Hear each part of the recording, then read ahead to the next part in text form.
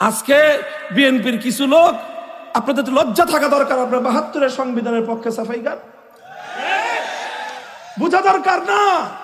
আপনারা ৭২-এর সংবিধানের পক্ষে বলতে পারেন না। ৭২-এর সংবিধান মুক্তিযুদ্ধের চেতনার সংবিধান না। আপনারা যদি মুক্তিযুদ্ধের পক্ষের শক্তি হয়ে থাকেন, সর্বপ্রথম ৭২-এর গাদ্দারের বিরুদ্ধে আপনাদেরকে কথা বলতে হবে। ৭২-এর সংবিধান ছিল ৭১-এর মুক্তিযুদ্ধের সঙ্গে গাদ্দারি, ৭১-এর মুক্তিযুদ্ধের সঙ্গে বিশ্বাসঘাতকতা। ধর্মনিরপেক্ষ মতবাদ ভারত থেকে পাচারকৃত মতবাদ। ভারতীয় আধিপত্যবাদকে রুখতে চাইলে ভারতীয় মাল ধর্মনিরপেক্ষ মতবাদ দিল্লিতে পাঠিয়ে দিতে হবে। ভারতের সেবাদাসী বাংলাদেশে তার জায়গা হয় নাই। ভারতের মূলনীতি বাংলাদেশে তার জায়গা হতে পারে না। ২০২৪ সালের জুলাই আগস্ট বিপ্লবের পর আজ বাংলাদেশে দাঁড়িয়ে দায়িত্বহীন ভাষায় বলতে চাই, আজ বাংলাদেশের সংবিধান সংস্কারের নতুন আওয়াজ উঠেছে। এই সংবিধানে যদি ধর্মনিরপেক্ষ মতবাদ থাকে, গোটা বাংলাদেশে বিদ্রোহের আগুন ধরবে, বিদ্রোহের আগুন ধরবে। এখন নতুন গান শুনতেছি আবার, যে মুসলমানদের রাষ্ট্রে রাষ্ট্র ধর্ম ইসলাম হবে কেন, এটা নিয়েও নাকি নতুন করে অ্যালার্জির উৎপাত শুরু হয়েছে। তাহলে এই ধরনের আত্মঘাতী কোনো চিন্তা যেন আপনারা না করেন, দোহাই লাগে। ইসলামের উপরে যদি আঘাত করেন, তাহলে কিন্তু আমরা জুলাই আগস্ট কোনো কিছু আমাদের মনে থাকবে না, কোনো কিছু মনে থাকবে না। ইসলামের প্রশ্নে, আল্লাহর কোরআনের প্রশ্নে ইসলাম রাষ্ট্র ধর্ম ছিল। সংবিধানে বিসমিল্লাহ সংযোজিত হবে, আল্লাহর উপর অবিচল আস্থা এবং বিশ্বাস সংযুক্ত হবে। ধর্মনিরপেক্ষ মতবাদ দিল্লিতে পাচার হবে। এটাই বাংলার মুসলমানদের চূড়ান্ত কথা, এটাই আমাদের চূড়ান্ত কথা। সংবিধানে কোরআন সুন্নাহ বিরোধী, ইসলামী শরিয়া বিরোধী কোন আইন, কোন নীতিমালা, কোন বিধিমালা যেন বাংলাদেশে কার্যকর না হতে পারে, এইরকম একটা ধারা সংবিধানে সংযুক্ত করেন। যেটুকু আছে ওগুলোতে যদি হাত দিতে আসেন, এরপরে যদি দেশে গৃহযুদ্ধ লাগে, আপনারাই দায়ী থাকবেন। মনে রাখেন, ইসলামের প্রশ্নে জীবনের মায়া আমাদের নাই। ইসলামের প্রশ্নে রক্ত দিতে আমাদের কোনো কার্পণ্য নাই। আল্লাহর কোরআনের জন্য যদি সাগর পরিমাণ রক্তের প্রয়োজন হয়, ২ লক্ষ মুজাহিদ যদি শহীদি ঈদগাহে কল্লা দিতে হয়, কারা কারা কল্লা দিব, কারা কারা জীবন দিব?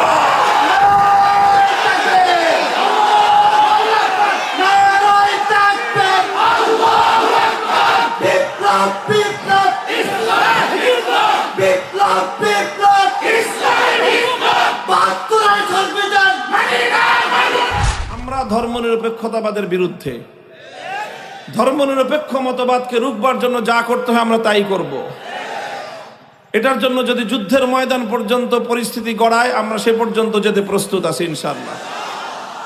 কারণ হলো, এই কারণটাই আমি একটু ব্যাখ্যা করব কোরআনে পাকের এই আয়াতের আলোকে। আল্লাহ বলছেন, আল্লাযীনা ইম্মাক্কান্নাহুম ফিল আরদি আকামুস সালাতা ওয়া আতাউয যাকাতা ওয়া আমারু বিল মা'রুফি ওয়া নাহাউ আনিল মুনকার ওয়ালিল্লাহি আকিবাতুল উমুর। আল্লাহ বলছেন, আমি যদি মুসলমানদেরকে রাষ্ট্র ক্ষমতা দেই, যারা মুসলমান, যারা নিজেদেরকে মুসলিম বলে পরিচয় দেয়, দাবি করে, তারা যদি রাষ্ট্র ক্ষমতা পায়, তাহলে তাদের রাজনীতির মূল নীতি, মূল দর্শন কি হবে, এটা ইসলামের প্রবর্তক স্বয়ং আল্লাহ পাক রব্বুল আলামিন নির্ধারণ করে দিয়েছেন। যে মুসলমানরা রাষ্ট্র ক্ষমতা পেলে তারা সর্বপ্রথম যেই কাজ করবে সেটা হলো আকামুস সালাত, গোটা রাষ্ট্রের মধ্যে তারা নামাজ কায়েম করবে। কোরআনে পাকের এই আয়াত স্পষ্ট ভাষায় বলতে চায়, কোরআনের এই আয়াতের দ্ব্যর্থহীন মর্ম হলো এই, যে কোনো মুসলিম রাষ্ট্র ক্ষমতা পেলে সেই রাষ্ট্র ক্ষমতার ব্যাপারে ইসলাম বলে যে সেই রাষ্ট্র ইসলামের আলোকে চলবে। রাষ্ট্র কিসের আলোকে চলবে? ইসলামের আলোকে চলবে, ইসলামের নির্দেশনা অনুযায়ী চলবে। ইসলাম বলে মুসলমান যদি ক্ষমতা পায় সে মুসলমান ক্ষমতা পেয়ে ইসলামের বাইরে অন্য কোনো আদর্শের আলোকে রাষ্ট্র পরিচালনা করতে পারবে না। ইসলাম রাষ্ট্র ক্ষমতাকে ইসলামের নীতির আলোকে, ইসলামের বিধানের আলোকে পরিচালনা করতে বাধ্য করে। কথা বুঝবেন, লক্ষ্য করে মাদ্রাসার ছাত্ররা, খুব গুরুত্বপূর্ণ কথা, খুব সংক্ষেপে কথা, কিন্তু গুরুত্বপূর্ণ একটা পয়েন্ট এই কথার আজকে আমার, যে ইসলাম বলছে যে রাষ্ট্র ক্ষমতা চালাতে হলে, রাজনীতি করতে হলে ইসলামের আলোকেই করতে হবে, ইসলামের বিধানের আলোকেই রাজনীতি করতে হবে, রাষ্ট্র পরিচালনা করতে হবে। ভিন্ন কোনো পথ অবলম্বন করার কোনো সুযোগ, কোনো বৈধতা কোনো মুসলমানের জন্য নাই। এটা হলো ইসলাম বলে। এখন আমি যে বললাম যে আমার আজকের আলোচ্য বিষয় হলো সেকুলারিজম, ধর্মনিরপেক্ষ মতবাদ। ধর্মনিরপেক্ষ মতবাদ কি বলে, বা ধর্মনিরপেক্ষ মতবাদ বলতে আমরা কি বুঝি? ধর্মনিরপেক্ষ মতবাদের ডেফিনিশন, এর সংজ্ঞা নিয়ে বেশ কিছু বক্তব্য আছে। তবে সব কথার মূল কথা, সার কথা হলো, ধর্মনিরপেক্ষ মতবাদ বলে যে রাষ্ট্রের সঙ্গে ধর্মের কোনো সম্পর্ক থাকবে না। ধর্মনিরপেক্ষ মতবাদের মূল কথাটা হলো রাষ্ট্রের সাথে ধর্মের কোনো সম্পর্ক থাকবে না। ইসলাম বলে রাষ্ট্র ইসলামের বাইরে যেতে পারবে না। ধর্মনিরপেক্ষ মতবাদ বলে রাষ্ট্রে ইসলাম আসতে পারবে না। ধর্মনিরপেক্ষ মতবাদ অবশ্য শুধু ইসলামের কথা বলে না, ধর্মনিরপেক্ষ মতবাদ বলে রাষ্ট্রীয় ব্যাপারে ইসলাম বা অন্য কোন ধর্মেরই সংশ্লিষ্টতা থাকতে পারবে না। রাষ্ট্র পরিচালনার সঙ্গে ধর্মের কোনো সম্পর্ক থাকতে পারবে না। এটাই হলো ধর্মনিরপেক্ষ মতবাদ। আমরা বলি ধর্মনিরপেক্ষ মতবাদই হলো ধর্মহীনতা। কেন এই কথা বলি? কেন এই কথা বলি? যেহেতু ধর্মনিরপেক্ষ মতবাদ রাষ্ট্র পরিচালনার নীতির প্রশ্নে ইসলামের সাথে সম্পূর্ণরূপে সাংঘর্ষিক অবস্থান রাখে। ইসলাম বলে রাষ্ট্র ধর্মের বাইরে যেতে পারবে না। ধর্মনিরপেক্ষ মতবাদ বলে রাষ্ট্র পরিচালনার সঙ্গে ধর্মের সম্পর্ক থাকতে পারবে না। এই কথার সূত্রে ফলাফল যেটা দাঁড়ায় সেটা হলো এই, যে দেখেন, ধর্মনিরপেক্ষ মতবাদ এমন একটা মতবাদ যে অন্যান্য ধর্মাবলম্বীরা ধর্মনিরপেক্ষ হতে পারে, সেকুলার হতে পারে, কিন্তু কোনো মুসলমান সেকুলার হতে পারে না। এই জন্য ভারতে ধর্মনিরপেক্ষ মতবাদ চলতে পারে, কারণ সেটা সংখ্যাগরিষ্ঠ হিন্দুদের রাষ্ট্র। আমেরিকায় ধর্মনিরপেক্ষ মতবাদ চলতে পারে, কারণ সেটা সংখ্যাগরিষ্ঠ খ্রিস্টানদের রাষ্ট্র। চায়নায় ধর্মনিরপেক্ষ মতবাদ চলতে পারে, কারণ সেটা সংখ্যাগরিষ্ঠ বৌদ্ধদের রাষ্ট্র। ঠিক তেমনি ভাবে অন্যান্য রাষ্ট্রে, যে সমস্ত রাষ্ট্রে অমুসলিমরা সংখ্যাগরিষ্ঠ, তাদের নিয়ন্ত্রণে রাষ্ট্র, সেই সব জায়গায় ধর্মনিরপেক্ষ মতবাদ চলতে পারে, কিন্তু মুসলিম সংখ্যাগরিষ্ঠ কোনো দেশে ধর্মনিরপেক্ষ মতবাদ চলতে পারে না। অনেকে বলতে পারেন যে হুজুর দুই রকম মতামত কেন? ভারতের ক্ষেত্রে আপনারা বলেন ধর্মনিরপেক্ষ মতবাদ চলতে পারে, বাংলাদেশ ক্ষেত্রে আপনারা কেন বলবেন যে ধর্মনিরপেক্ষ মতবাদ চলতে পারবে না? দুই রকম কথাটা কেন? এই ছাত্ররা বুঝতেছো প্রশ্ন? আমরা বলি ভারতে ধর্মনিরপেক্ষ মতবাদ চলুক, কিন্তু বাংলাদেশে ধর্মনিরপেক্ষ মতবাদ চলতে পারবে না। এর কারণটা কি?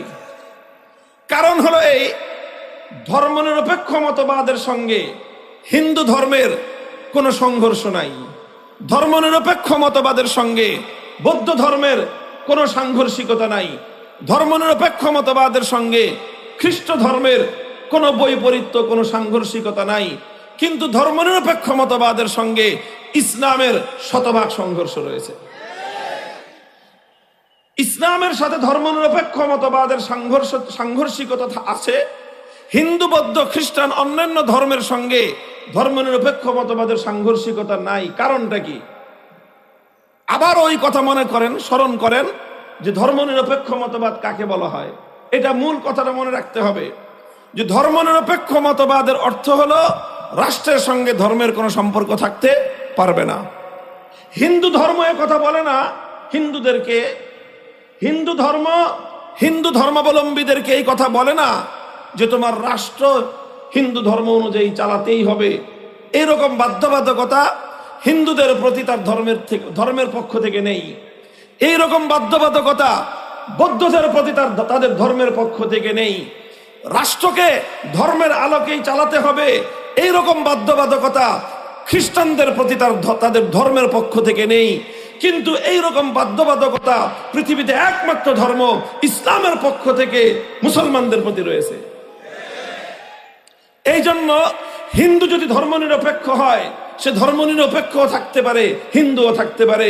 খ্রিস্টান যদি ধর্মনিরপেক্ষ হয় সে ধর্মনিরপেক্ষ থাকতে পারে, খ্রিস্টানও থাকতে পারে। বৌদ্ধ যদি ধর্মনিরপেক্ষতা মতবাদের অনুসারী হয় ধর্মনিরপেক্ষ হতে পারে, বৌদ্ধও থাকতে পারে। কিন্তু মুসলমান যদি ধর্মনিরপেক্ষ হয় ধর্মনিরপেক্ষ থাকতে পারে, মুসলমান থাকতে পারে না। মূল কথাটা বুঝতে হবে। কারণ হিন্দু বৌদ্ধ খ্রিস্টান সেকুলার হয়েও হিন্দু থাকতে পারে, বৌদ্ধ থাকতে পারে, খ্রিস্টান থাকতে পারলে মুসলমান কেন সেকুলার হলে মুসলমান থাকতে পারে না? তার কারণ হলো এই, কারণ হিন্দু বৌদ্ধ খ্রিস্টান অন্যান্য ধর্মগুলো তার ধর্মাবলম্বীকে ধর্মের আলোকে রাষ্ট্র পরিচালনা করতে বাধ্য করে না। কিন্তু Islam is the complete code of life. ইসলাম মানব জাতির পূর্ণাঙ্গ জীবন ব্যবস্থা হওয়ার কারণে ইসলাম রাষ্ট্র ব্যবস্থাকে, রাজনীতিকে, রাষ্ট্রনীতিকে অত্যন্ত গুরুত্বপূর্ণ ইসলামের অঙ্গ বলে ঘোষণা দিয়েছে। সুতরাং রাজনীতিকে যদি ইসলাম থেকে মাইনাস করা হয় ইসলামকে অঙ্গহানি করা হবে। রাজনীতিকে যদি ইসলাম থেকে দূরে সরিয়ে দেওয়া হয় ইসলামকে অপূর্ণাঙ্গ করে দেওয়া হবে।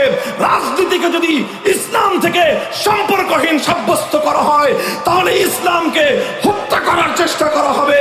যারা ইসলামের অঙ্গহানি ঘটাবার চেষ্টা করে তাদের বিরুদ্ধে যুদ্ধ করা মুসলমানদের জিম্মাদারি।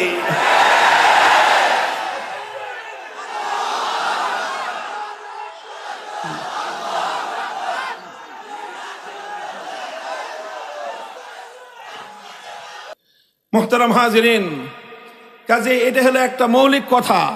এই পার্থক্যটা আমাদেরকে বুঝতে হবে, এই পার্থক্যটা আমাদেরকে বুঝতে হবে। ধর্মনিরপেক্ষ মতবাদ ইসলামের দৃষ্টিতে সম্পূর্ণ কুফরি একটা মতবাদ। সেকুলার একটা ধর্ম ইসলামের দৃষ্টিতে, এই ধর্ম অনেক দিক থেকে, অনেক বিবেচনায় হিন্দু বৌদ্ধ খ্রিস্টান ধর্মের চেয়েও সেকুলার ধর্মটা আরো ভয়ঙ্কর ধর্ম। মুসলমানের জন্য হিন্দু বৌদ্ধ খ্রিস্টান ধর্মের চেয়েও সেকুলার ধর্ম আরো মারাত্মক, আরো ক্ষতিকর এবং আরো ভয়ঙ্কর। কারণ কি? কারণ হলো ধর্মনিরপেক্ষ মতবাদের মাধ্যমে মুসলমানদেরকে যেভাবে ধোঁকা দেয়া যায় হিন্দু বৌদ্ধ খ্রিস্টান অন্য কোন ধর্মের মাধ্যমে মুসলমানদেরকে সেই রকম ধোঁকা দেওয়া যায় না। আপনি দেখেছেন কোথাও কোন মানুষ এই কথা দাবি করে যে আমি হিন্দু আবার মুসলমান? নাই। কোন মানুষ এই কথা দাবি করে যে আমি বৌদ্ধ এবং মুসলমান? কারণ প্রত্যেকটা মানুষ জানে হিন্দু হলে মুসলমান হওয়া যায় না, বৌদ্ধ হলে মুসলমান হওয়া যায় না, খ্রিস্টান হলে মুসলমান হওয়া যায় না। অথচ আপনি অসংখ্য মানুষ পাবেন যে সে বলবে যে আমি সেকুলার, আমি আবার মুসলিম। গোটা আওয়ামী লীগটাই তো এই অবস্থা।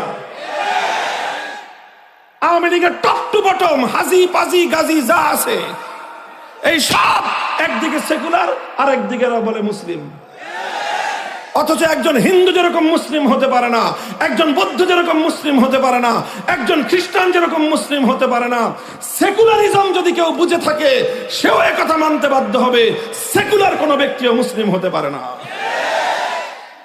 তাহলে বলবেন তাহলে আওয়ামী লীগের লোকজন যে সেকুলার আবার মুসলিম হয়েছে, আমি বলবো সেকুলার হয়ে যে তারা নিজেদেরকে মুসলিম বলে এর দুইটার যে কোনো একটা কারণ হতে পারে।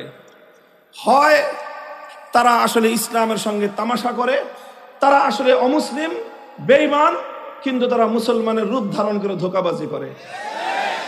আর না হয় এর চেয়ে হালকা কথা যেটা সেটা বলতে হবে এরা সব গন্ড মূর্খের দল। এরা বুঝে না যে ধর্মনিরপেক্ষ হলে মুসলিম থাকা যায় না, এই কথাটা তারা বুঝে না। না বুঝে তারা একদিকে ধর্মনিরপেক্ষ আর একদিকে মুসলিম দাবি করে। কিন্তু আসল কথা হলো, হয় তুমি মুসলিম না হয় তুমি সেকুলার। তুমি একই সঙ্গে যেমনি ভাবে মুসলিম আর হিন্দু হতে পারো না, একই সঙ্গে তুমি যেরকম মুসলিম এবং বৌদ্ধ আর খ্রিস্টান হতে পারো না, ঠিক একই ভাবে তুমি মুসলিম এবং ধর্মনিরপেক্ষ সেকুলারও হতে পারো না। কেমনে হবা তুমি? তুমি একসঙ্গে দুইটা নির্দেশ পালন করতে পারবা না।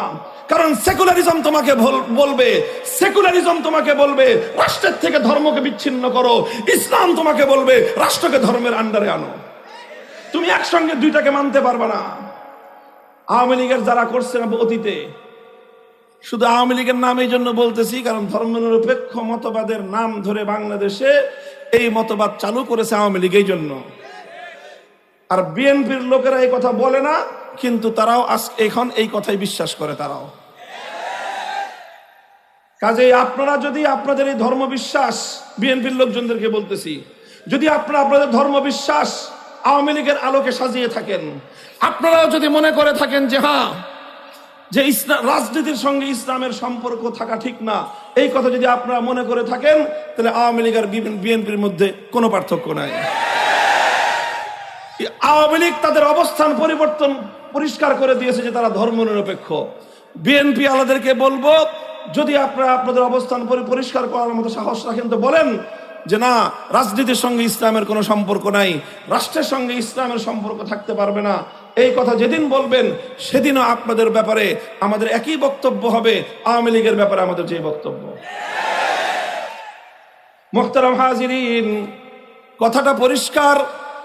একজন মুসলিম যেভাবে হিন্দু বৌদ্ধ খ্রিস্টান হতে পারে না, ঠিক তেমনি ভাবে একজন মুসলিম কোনোদিন জেনে বুঝে শুনে কোনোদিন সেকুলার ধর্মনিরপেক্ষ হতে পারে না। কারণ কি? কারণ ধর্মনিরপেক্ষ মতবাদ তাকে বলবে রাষ্ট্রের সঙ্গে ধর্মের সম্পর্ক চলে না। ইসলাম বলবে রাষ্ট্র কোনোদিন ইসলামের বাইরে যেতে পারে না। তখন আপনি কোশ্চিনকালেও ধর্মনিরপেক্ষ হয়ে ইসলামের আদর্শ মানতে পারবেন না। তখন আপনাকে যে কোনো একটা গ্রহণ করতে হবে, আর একটা ত্যাগ করতে হবে। আমরা পরিষ্কার বলে দেই, আমরা ইসলাম মানলাম, ধর্মনিরপেক্ষতাকে লাথি মারলাম। আপনারা আপনাদের অবস্থান পরিষ্কার করেন। আপনারা কি রাষ্ট্রের সঙ্গে ধর্মনিরপেক্ষ মতবাদের অনুসরণ করে ধর্মকে বিচ্ছিন্ন করবেন, না ইসলামের আদর্শ মেনে রাষ্ট্রকে আপনার ধর্মের আলোকে চালাবেন? আপনাদের অবস্থান পরিষ্কার করলে আপনারা হয় মুসলিম থাকবেন, না হয় সেকুলার হবেন। দুই নৌকায় একসঙ্গে পা দেয়া চলবে না। কথাটা পরিষ্কার বোঝা গেল? সুতরাং এই কথা পরিষ্কার। আগামী দিনে যারা আবার রাজনীতিতে আসবেন বাংলাদেশে, আওয়ামী লীগে যদি আসেন, জবাব পরিষ্কার করে আসবেন। হয় আপনি ধর্মনিরপেক্ষ সেকুলার, না হয় আপনি মুসলিম। যদি মুসলিম হয়ে থাকেন, ধর্মনিরপেক্ষতাকে বাংলাদেশে আমদানি করবার চেষ্টা করবেন না। আর যদি আপনি ধর্মনিরপেক্ষ হয়ে থাকেন, বলে দেন আপনি মুসলিম না, তখন আপনার সঙ্গে আমাদের যা করতে হয় তাই করবো আমরা ইনশাআল্লাহ। সুতরাং বাংলাদেশের 90% মুসলমান যেহেতু নিজেদেরকে মুসলিম বলে পরিচয় দেয়, কথা বলেন ঠিক না বেঠিক? 90% মুসলমান যেহেতু নিজেদেরকে মুসলিম বলে পরিচয় দেয়, আর এই 90% মুসলমানদের ইসলাম বলে, তোমাদের রাষ্ট্র, তোমাদের ধর্ম ইসলামের বাইরে যেতে পারে না। সুতরাং 97% মুসলমানদের আদর্শ মোতাবেক রাষ্ট্র চললে, এই রাষ্ট্রের প্রত্যেকটি বিধান প্রণয়নের ক্ষেত্রে, প্রতিটি বিধান কার্যকর করার ক্ষেত্রে ইসলামের দিক নির্দেশনা অনুসরণ করাই বাধ্যতামূলক। আর একটা ঐতিহাসিক কথা বলবো, এরপরে আমি আমার সমাপনী মূল যেই মেসেজ জাতির উদ্দেশ্যে আমরা দিব, সেটা হলো এই: ঐতিহাসিক ভাবেও বাংলাদেশ ধর্মনিরপেক্ষ হতে পারে না। কেন ঐতিহাসিক কারণে? এটা তো আমি বললাম ধর্মীয় কারণে। এতক্ষণ যেটা বললাম সেটা বললাম ধর্মীয় কারণে, ইসলামের দৃষ্টিভঙ্গির কারণেই মুসলমান কোনোদিন ধর্মনিরপেক্ষ হতে পারে না। সেই সঙ্গে একই সঙ্গে স্পষ্টভাবে ঐতিহাসিক ভিত্তিকে থেকে, ঐতিহাসিক দৃষ্টিকোণ থেকেই স্পষ্ট বক্তব্য আমাদের, ঐতিহাসিক দৃষ্টিকোণ থেকেও বাংলাদেশ ইসলামের বাইরে যেতে পারে না। কেন যেতে পারে না? খুব বেশি দিনের ইতিহাস নয়, 1757 সাল থেকে 2024 সালের ইতিহাস পর্যালোচনা করেন, 1757 সাল থেকে 1947 সাল 190 বছর ব্রিটিশরা রাজত্ব করেছে, ব্রিটিশরা শাসন করেছে, গোলামীর জিঞ্জিরে আমাদেরকে আবদ্ধ করে রেখেছে। 190 বছর আমরা লড়াই করেছি, আজাদির লড়াই, লড়াই করেছি স্বাধীনতার লড়াই, লড়াই করেছি মুক্তিযুদ্ধের লড়াই, জীবন দিয়েছি। বালাকোটের রণাঙ্গনে শহীদ হয়েছেন সৈয়দ আহমদ রহমতুল্লাহ আলাইহি, যুদ্ধ করেছি শামিলের রণাঙ্গনে, রক্ত দিয়েছেন হাফেজ জামিন শহীদ রহমতুল্লাহ আলাইহি, লড়াই করেছি তাহরিকে রেশমি রুমালে, লড়াই করেছি তাহরিকে আজাদিতে, লড়াই করেছি তাহরিকে খেলাফতে। যুদ্ধের মধ্য দিয়ে রক্তের সাগর প্রবাহিত করে লক্ষ লক্ষ মানুষের রক্তের বন্যা দিয়ে আলেম ওলামাদের ফাঁসির কাস্টে ঝুলিয়ে, আলেমদের সন্তানরা ইতিম হয়ে, আলেমদের স্ত্রীরা বিধবা হয়ে, লাখো আলেমের রক্তের উপর দিয়ে 1947 সালে ব্রিটিশদেরকে বিতাড়িত করে উপমহাদেশ স্বাধীনতা লাভ করেছে। এরপরে 1947 সালে দেশটা যখন স্বাধীন হবে, দেশ যখন স্বাধীন হবে, স্বাধীন হওয়ার আগেই, ব্রিটিশরা এই দেশ ছেড়ে চলে যাওয়ার আগেই প্রশ্ন আসলো এই দেশটা কিভাবে স্বাধীন হবে। কারণ এই দেশে তখন প্রধানত দুই জাতির বসবাস ছিল, হিন্দু এবং মুসলিম। হিন্দু এবং মুসলিম এই দুই জাতির প্রধানত বসবাস ছিল। তখন হিন্দু এবং মুসলিমরা প্রশ্ন তুলল দেশ কিভাবে চলবে। হিন্দুরা বলল ধর্মনিরপেক্ষ মতবাদে চলবে। হিন্দুরা কথা বলতেই পারে, কারণ হিন্দু ধর্মের আলোকে রাষ্ট্র পরিচালনা করাও যায় না এবং করার জন্য তাদের ধর্মের পক্ষ থেকে কোনো ডিক্লারেশন, কোনো অনুমোদন, কোনো ধরনের নির্দেশনা কোনোটাই হিন্দু ধর্মে নাই। এই জন্য হিন্দুরা বলল রাষ্ট্র চলবে ধর্মনিরপেক্ষ মতবাদ অনুযায়ী। সংখ্যাগরিষ্ঠ মুসলমানরা বলল না, না, ধর্মনিরপেক্ষ রাষ্ট্র পরিচালনার জন্য বালাকোটের রণাঙ্গনে সৈয়দ আহমদ রক্ত দেয় নাই। ধর্মনিরপেক্ষ রাষ্ট্র করবার জন্য 1857 সালের সিপাহী বিদ্রোহ হয় নাই। 1857 সালে শামিলের রণাঙ্গনে হাফেজ জামিন শহীদ হয়েছেন, জীবন দিয়েছেন ধর্মনিরপেক্ষ রাষ্ট্র করবার জন্য নয়, বরং তাদের জীবন দেওয়ার উদ্দেশ্য ছিল একটাই, আল্লাহর জমিনে আল্লাহর কোরআনের রাজ কায়েম হবে। হিন্দু এবং মুসলমানদের এই বিতর্কের সমাধান কি হলো? সংখ্যাগরিষ্ঠ মুসলমানরা বললেন আমাদের এত বড় রাষ্ট্রের দরকার নাই, আমাদের এত উন্নতির প্রয়োজন নাই, আমাদের অর্থনৈতিক উন্নতি এতটার দরকার নাই, আমাদের জাগতিক উন্নতি এত দরকার নাই। সব কিছুর বিনিময়ে আমরা চাই একটা ভূখণ্ড, যেই ভূখণ্ডে চলবে আল্লাহর আইন, যেই ভূখণ্ডের সংবিধান হবে আল কোরআন। শেষ পর্যন্ত সংখ্যাগরিষ্ঠ মুসলমানদের সেই দাবি বিজয়ী হলো। বিজয়ী হয়ে মুসলমানদের জন্য সেপারেট ভাগ করা হলো জমিন, দেশ ভাগ হলো। এক ভাগ ধর্মনিরপেক্ষতাবাদীদের জন্য, আরেক ভাগ ইসলামপন্থী এবং ইসলাম ধর্মাবলম্বীদের জন্য। 1947 সালে জমিন ভাগাভাগি হলো। 1947 সালে দুই ভাইয়ের মধ্যে, হিন্দু মুসলিম দুই ভাই, জমিন ভাগাভাগি হয়েছে।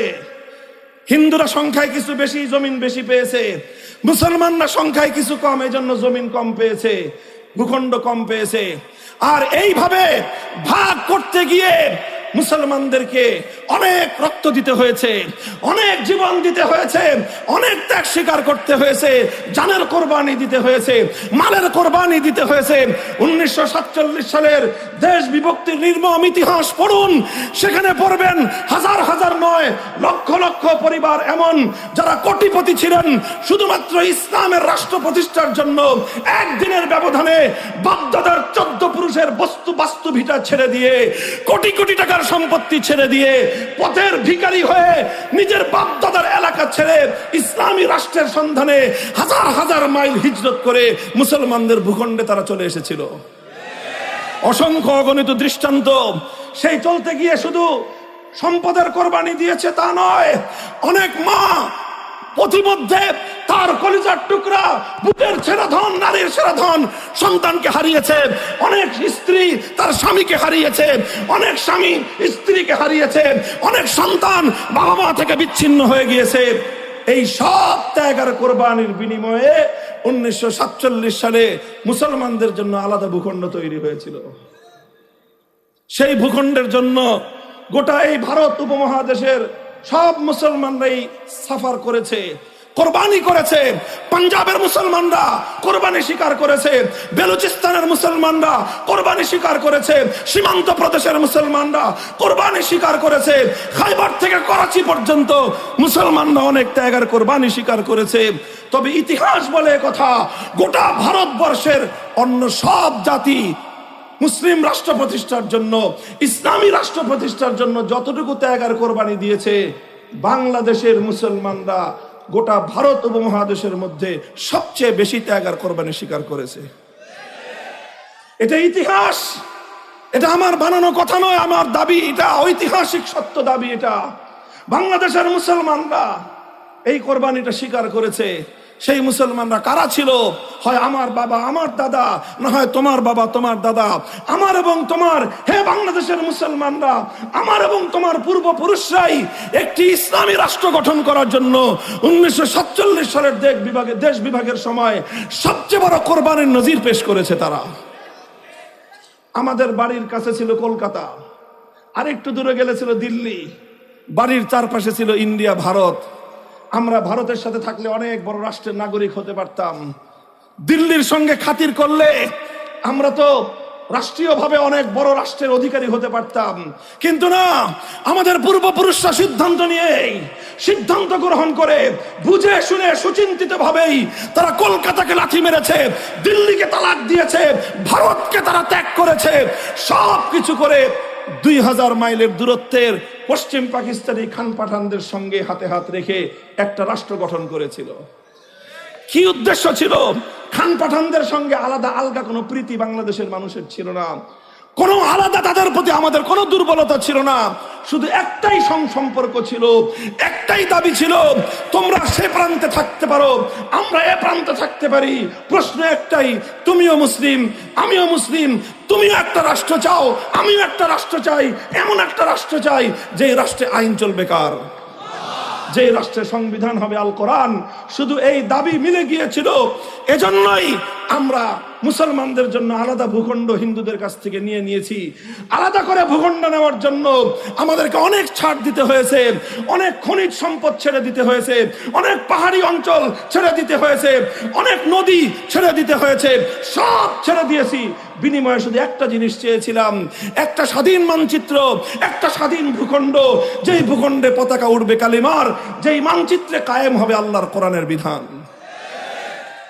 এই তো ছিল 47 সাল থেকে 71 সাল পর্যন্ত 24টা বছর পশ্চিম পাকিস্তানি খান পাঠানরা বিশ্বাসঘাতকতার গাদ্দারি করেছে মুসলমানদের সঙ্গে। ওয়াদা ছিল, কথা ছিল। 47-এর আগে মুসলিম লীগের কথা বলতেন, মুসলিম লীগের লিডার সোহরাওয়ার্দী এই ওয়াদা করেছিলেন। সোহরাওয়ার্দীর কর্মী শেখ মুজিবুর রহমান সাহেব এই ওয়াদা করেই 1947 সালে মুসলিম লীগের জন্য এই দেশকে আলাদা করেছিলেন। আপনারা তো খালি করে বলেন আপনাদের নেতার কথা। আপনার নেতা রাজনীতি শুরু করেছিল এই কথা দিয়ে যে মুসলমানদের জন্য আলাদা ভূখণ্ড হতে হবে, আর সেই ভূখণ্ড চলবে আল্লাহর কোরআনের আইন অনুযায়ী। এরপরে আপনাদের নেতারা কিছুদিন পরে মুসলিম লীগ থেকে হলো আওয়ামী মুসলিম লীগ, এরপরে ইসলামকে পরিপূর্ণ ত্যাগ করে আওয়ামী মুসলিম লীগ থেকে আপনারা হয়ে গেলেন আওয়ামী লীগ। আপনারা যাই হলেন, এটা নিয়ে আমার আপত্তি নাই। আপনারা যেটা হন, আপনাদের ইয়োর চয়েস, আপনাদের সিদ্ধান্তের বিষয়। কিন্তু প্রশ্ন হলো, হিন্দুদের সঙ্গে ভাগাভাগি করে মুসলমানরা যে ভূখণ্ড পেল, সেই ভূখণ্ডে ইসলামকে মাইনাস করবার অধিকার আপনাকে কে দিল? 1971-এর মুক্তিযুদ্ধের আগ পর্যন্ত আওয়ামী লীগের প্রধান নেতা, সেকেন্ড নেতা, তৃতীয় নেতা, উপনেতা, পাতি নেতা, সাথী নেতা, কোন নেতা 24 বছরের মধ্যে কোনদিন মুক্তিযুদ্ধ চলাকালীন সময়ের 9 মাসে কোনদিন জাতির কাছে কথা বলে নাই যে এই দেশটা স্বাধীন হলে ধর্মনিরপেক্ষ মতবাদ আসবে। কোনদিন এই কথা বলেন নাই। বরং কি বলেছিলেন? 70-এর জাতীয় নির্বাচনের সময় আপনাদের নেতা শেখ মুজিবুর রহমান সাহেব জাতির সঙ্গে ওয়াদা করেছিলেন, জিততে পারলে কোরআন সুন্নাহ বিরোধী কোনো আইন করবেন না। এগুলো ইতিহাস ভুলে যায় না, ইতিহাসে লেখা আছে। আপনারা ভুলে যেতে পারেন, আপনাদের অফিস আগুন দিয়ে পুড়ে যেতে পারে, ইতিহাস মুছে যায় নাই। মনে রাখবেন। এরপরে কি করলেন আপনার নেতা? 70 সালে এই ঘোষণা দিয়েছিলেন কোরআন সুন্নাহ বিরোধী কোনো আইন তৈরি করা হবে না। এরপরে মুক্তিযুদ্ধের পরে 16ই ডিসেম্বর বিজয় অর্জন হওয়ার পর পশ্চিম পাকিস্তান থেকে ছাড়া পেয়ে সোজা তিনি চলে গেলেন লন্ডন। লন্ডন থেকে সদ্য স্বাধীন বাংলার মাটিতে না এসে, বাংলাদেশে না এসে তার প্লেন ল্যান্ড করলো নয়াদিল্লিতে। নয়াদিল্লিতে তার মগজ ধোলাই হয়ে গেল। সেই মগজ ধোলাই হয়ে নয়াদিল্লির তৎকালীন প্রধানমন্ত্রী শ্রীমতী ইন্দিরা গান্ধী প্রেসক্রিপশন ধরা দিলেন, খবরদার বাংলাদেশ এভাবে চালাবি। এমন একটা প্রেসক্রিপশন দিলেন যেই প্রেসক্রিপশন অনুযায়ী 72-এর সংবিধান তৈরি হলো, আর সেই সংবিধানের মাধ্যমে বাংলাদেশের স্বাধীনতাকে ভারত মাতার চরণতলে বলি দেওয়া হয়েছে। আজকে বিএনপির কিছু লোক, আপনাদের তো লজ্জা থাকা দরকার, আপনার 72-এর সংবিধানের পক্ষে সাফাই গান বুঝা দরকার না। আপনারা 72-এর সংবিধানের পক্ষে বলতে পারেন না। 72-এর সংবিধান মুক্তিযুদ্ধের চেতনার সংবিধান না। আপনারা যদি মুক্তিযুদ্ধের পক্ষের শক্তি হয়ে থাকেন, সর্বপ্রথম 72-এর গাদ্দারির বিরুদ্ধে আপনাদেরকে কথা বলতে হবে। 72-এর সংবিধান ছিল 71-এর মুক্তিযুদ্ধের সঙ্গে গাদ্দারি, 71-এর মুক্তিযুদ্ধের সঙ্গে বিশ্বাসঘাতকতা। এইভাবে 72 সালে যেই সংবিধান হলো, সেই সংবিধানের মৌলচার নীতি জাতীয়তাবাদ, ধর্মনিরপেক্ষতাবাদ, গণতন্ত্র, সমাজতন্ত্র হুবহু ভারতের সংবিধানের মূলনীতিগুলো দিয়ে বাংলাদেশে ভারতের একটি অঙ্গরাজ্য, বাংলাদেশের সংবিধানকে ভারতের সংবিধানের পরিশিষ্ট বানায় দেওয়া দিয়ে বাংলাদেশকে ভারতের কররাজ্যে পরিণত করা হয়েছিল। মুহতারাম হাজিরিন, বলতেছিলাম ঐতিহাসিকভাবেও বাংলাদেশ ধর্মনিরপেক্ষ রাষ্ট্র হতে পারে না। কারণ 47-এ যে ভাগ হয়েছে, যারা ধর্মনিরপেক্ষ তাদের ভাগে ভারত পড়েছে। গোটা ভারত উপমহাদেশের 4 ভাগের 3 ভাগ তো বেটা তোরা পাইলি, 4 ভাগের 1 ভাগ পেয়েছিলাম আমরা মুসলিমরা। এখন সেই মুসলিমদের জন্য যে ভূখণ্ড দেওয়া হলো, ভাগে আমরা অর্ধেক পাই, সেখানে আমরা পেলাম 4 ভাগের 1 ভাগ। সেই 4 ভাগের 1 ভাগে আমরা স্বাধীনভাবে আল্লাহর দ্বীন কায়েম করব, আমরা স্বাধীনভাবে আল্লাহর দ্বীন নিয়ে বেঁচে থাকবো। তোমাদের যদি আল্লাহর দ্বীন নিয়ে, আল্লাহর কোরআনী শাসনে থাকতে মনে না চায়, তোমাদের জন্য সীমান্ত খোলা আছে, নেত্রীর মতো ধর্মনিরপেক্ষ ভারতে চলে যাও।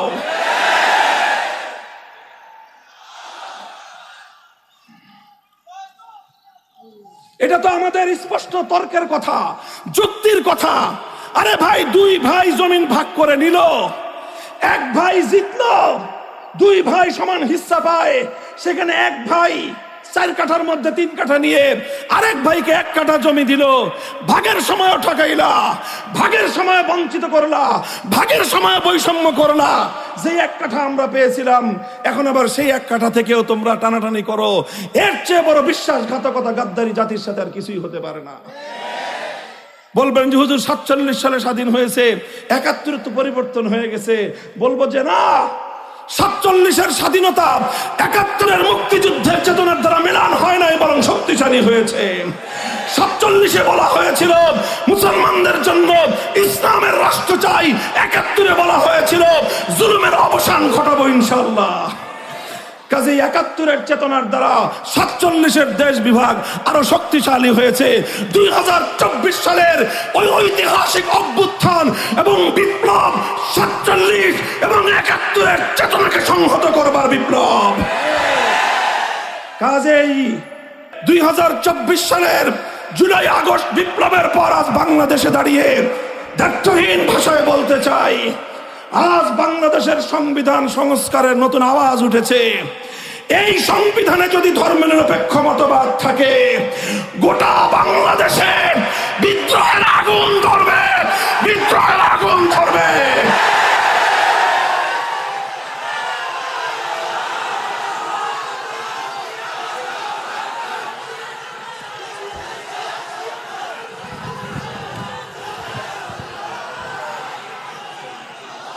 ধর্মনিরপেক্ষ মতবাদ ভারত থেকে পাচারকৃত মতবাদ।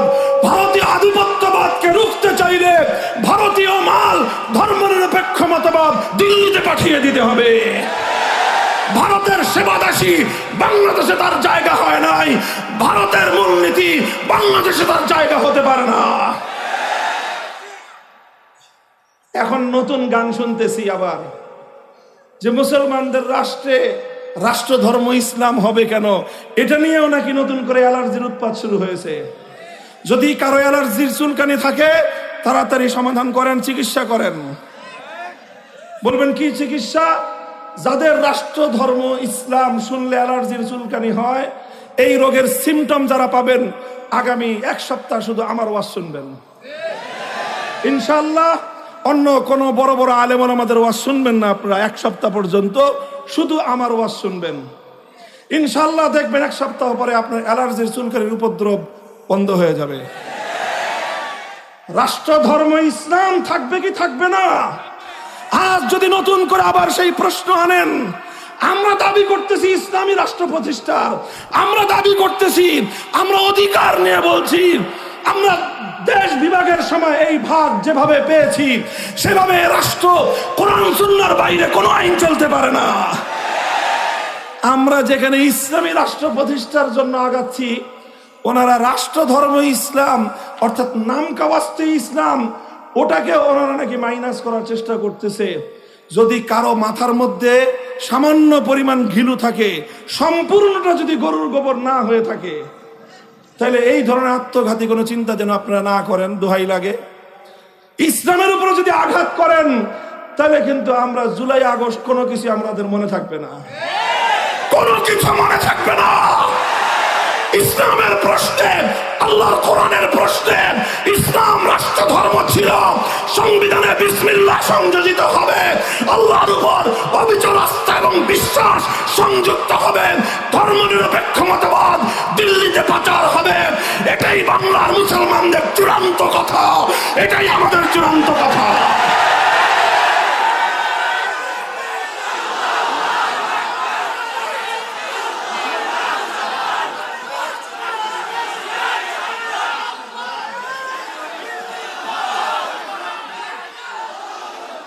কিছু কিছু মানুষ বলতে চায় রাষ্ট্রের আবার ধর্ম থাকে নাকি? কিছু কিছু মানুষ বলতে চায় ধর্ম তো মানুষের থাকে, রাষ্ট্রের ধর্ম থাকে না। আমরা বলি রাষ্ট্রের তো ধর্ম থাকে না, ধর্ম অনুযায়ী রাষ্ট্র চলে। কাজেই ধর্ম অনুযায়ী রাষ্ট্র চালান। সংবিধানে কোরআন সুন্নাহ বিরোধী, ইসলামী শরিয়া বিরোধী কোন আইন, কোন নীতিমালা, কোন বিধিমালা যেন বাংলাদেশে কার্যকর না হতে পারে, এইরকম একটা ধারা সংবিধানে সংযুক্ত করেন। যেটুকু আছে ওগুলোতে যদি হাত দিতে আসেন, এরপরে যদি দেশে গৃহযুদ্ধ লাগে, আপনারাই দায়ী থাকবেন। মনে রাখেন, ইসলামের প্রশ্নে জীবনের মায়া আমাদের নাই, ইসলামের প্রশ্নে রক্ত দিতে আমাদের কোনো কার্পণ্য নাই। আল্লাহর কোরআনের জন্য যদি সাগর পরিমাণ রক্তের প্রয়োজন হয়,